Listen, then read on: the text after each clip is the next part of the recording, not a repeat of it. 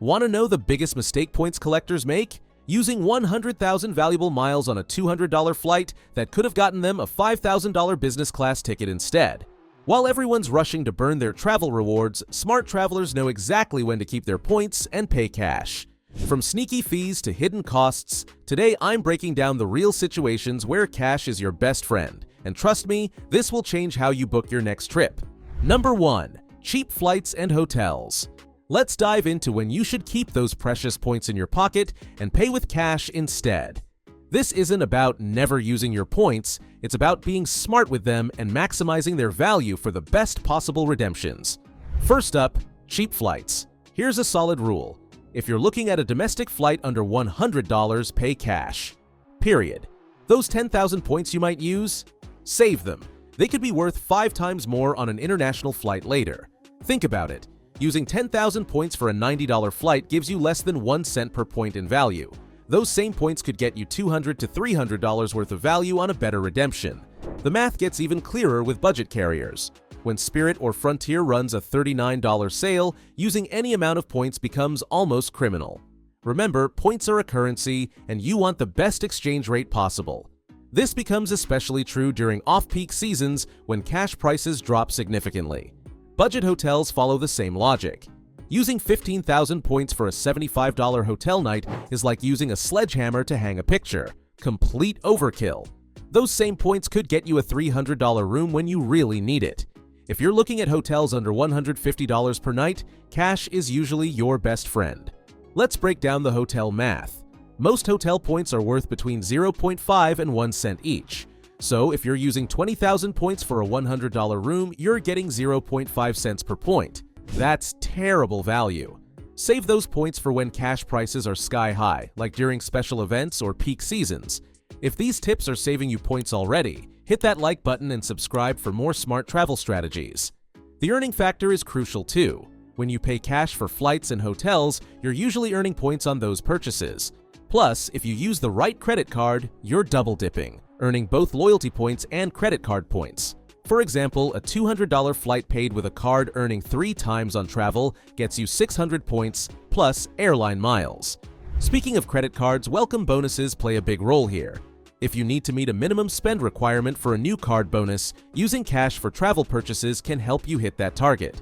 A typical welcome bonus might require $3,000 spent in 3 months for 60,000 points. Those budget travel purchases can help you get there. This strategy becomes even more important during special promotions. Airlines and hotels often run bonus point promotions on cash bookings. You might see offers like earn double points on stays or extra miles for weekend flights. These bonuses only apply to cash bookings, not award redemptions. Consider seasonal pricing too. During shoulder season, many hotels and airlines drop their cash rates significantly while keeping award prices stable. This creates situations where using points actually gives you worse value than usual. A hotel room that costs 40,000 points year-round might drop from $400 to $150 in cash during off-peak times. Number 2. Fees and alternatives. Now, let's dive deep into those sneaky fees that can make point bookings a terrible deal. You find what looks like an amazing redemption, maybe a business class ticket for 60,000 points. Great, right? Not so fast. Some airlines, especially British Airways and Virgin Atlantic, slam you with $500 to $800 in fees on award tickets. This is where many travelers make costly mistakes. Let's break down a real example. London to New York in business class. You might find an award ticket for 60,000 points plus $700 in fees. Meanwhile, airlines like Norse Atlantic or JetBlue might offer premium seats for $1,200 to $1,500 cash. When you factor in the points value, roughly $900 to $1,200, plus the fees, you're actually spending more on the award ticket. These fuel surcharges and carrier-imposed fees vary dramatically between airlines. While British Airways might charge $700 plus in fees, United or American might charge just $50 to $100 for similar routes. This is why checking multiple programs is crucial before deciding between cash and points. Speaking of alternatives, always check competing airlines and routes. Sometimes flying from a different nearby airport can save you hundreds in fees.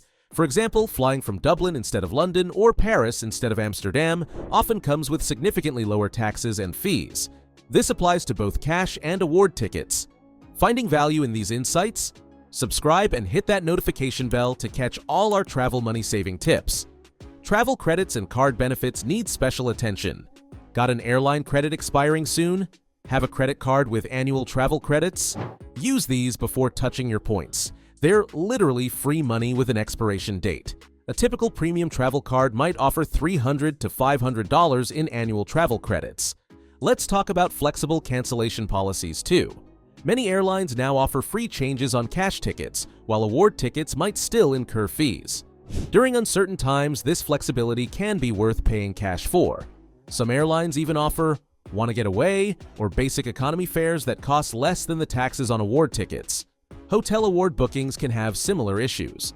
Some properties add resort fees even on award stays. If you're looking at a 40,000-point redemption plus $50 daily resort fee, you might be better off finding a different hotel or paying cash during low season.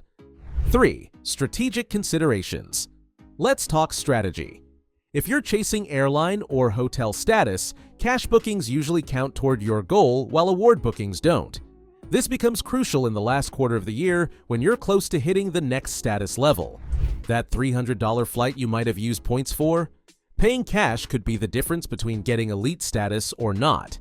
Elite status benefits can be worth thousands annually. Lounge access, upgrades, bonus points, free breakfast at hotels. A typical hotel program might offer 25 to 100% bonus points on cash stays for elite members. Over a year, these bonuses can add up to significant value. Timing matters tremendously. During major sales, cash prices might drop so low that using points would be wasteful. Black Friday, Cyber Monday, and random flash sales can make cash king. Airlines occasionally offer fare sales where domestic routes drop to $29 to $39 each way. Hotels might offer 40 to 50% off during shoulder season. Think about your points balance and future travel plans. Sitting on millions of points with no big trips planned? Maybe use them more freely. But if you're saving for a specific redemption, like that dream business class flight to Asia, pay cash for smaller expenses. Points typically don't gain value over time. If anything, they usually lose value through devaluations. The redemption value calculation is crucial. Take the cash price, subtract any taxes and fees you'd pay on an award booking, then divide by the number of points required. If you're getting less than 1 cent per point for hotels or less than 2 cents per point for flights, stick with cash. Consider the opportunity cost too. Those points you're thinking of using for a $200 flight, they could be part of a larger redemption that gets you into a first-class suite worth thousands. Sometimes the best use of points isn't about the immediate value, but about saving them for truly special experiences. Partner bookings add another layer to consider. Sometimes using one airline's points to book on a partner airline offers better value. For example, using ANA Miles to book United flights often requires fewer points than booking directly through United. In these cases, paying cash for simple flights and saving points for strategic partner bookings makes sense. Remember to factor in credit card category bonuses when deciding. A flight that costs $300 or 25,000 points might seem like a toss-up, but if your credit card earns 5 times points on airfare, you're also earning 1,500 points by paying cash. This additional earning can tip the scales in favor of cash payments. Before you book your next trip, remember these tips could save you thousands. Speaking of savings, don't miss our next video on 10 cheap and epic winter destinations for 2025. Hit subscribe and drop your cash versus points questions below.